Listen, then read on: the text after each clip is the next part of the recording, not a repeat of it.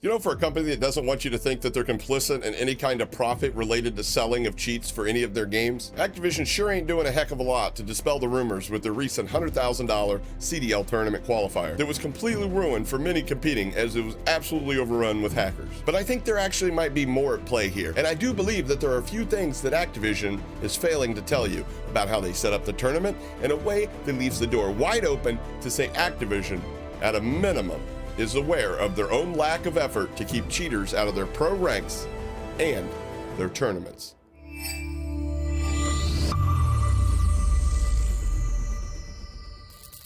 What's up, what's going on YouTube? Hope everybody's doing great and welcome back to the channel. I'm Hapa, and today I want to talk about this absolute tomfoolery that was the $100,000 CDL Warzone tournament qualifier, in which they allowed CDL tournament playlists to be accessible to the general Warzone population, meaning that anybody could join up, even rage hackers, and boy did they. Of the handful of teams that I was following during this tournament, each and every team had a blatant rage hacker in almost every single lobby they played. And if it wasn't a rage hacker, it'd be somebody clearly tracking them through a wall on a level 15 account that just so happens to have atomic camo on it somehow. I don't know what they expected to happen when you make a specific playlist for a tournament open to the public. Did they not foresee the aimbotters, you know, the ones with no lives, hopping on with the sole purpose of absolutely destroying this tournament? Actually, you know what, I'm pretty sure they probably foresaw all that, but you know, as per their usual treatment of the community, they could give a fuck less. Now, allowing access to the public for a tournament playlist is one thing, but knowing there are cheaters that qualified for their tournament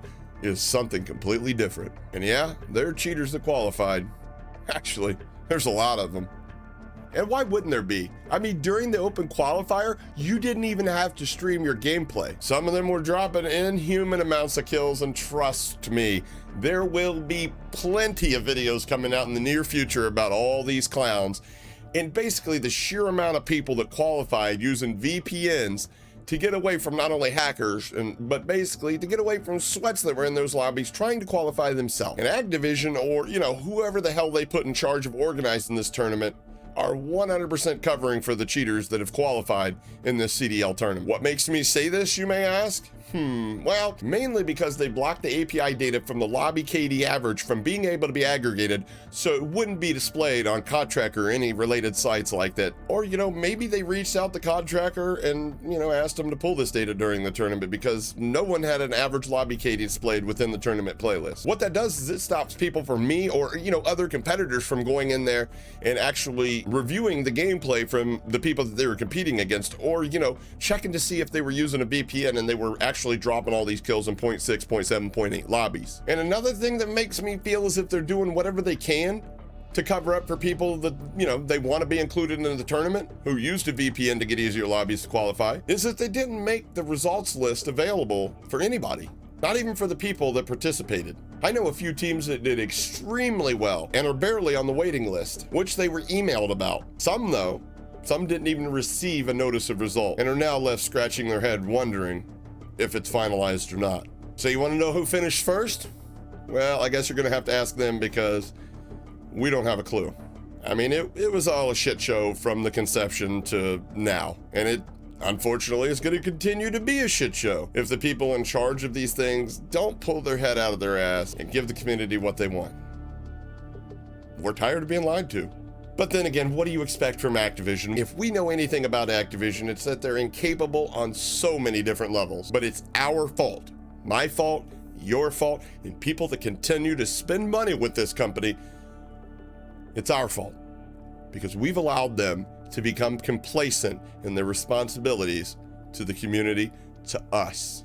Because at the end of the day, the profit statement that Activision reads their shareholders has people standing and applauding because they're making record profits.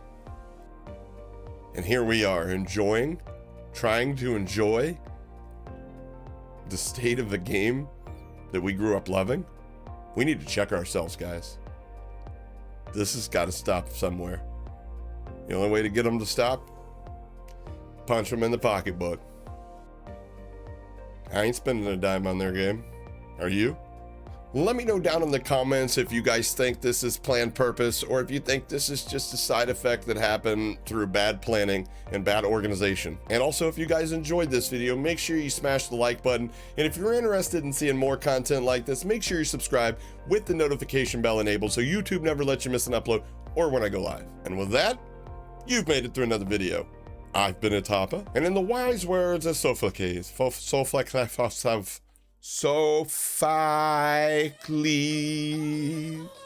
I don't know, this guy's not alive anymore, so fucking up his name doesn't matter. Success is dependent on effort. Catch you guys on the next one. Mahalo.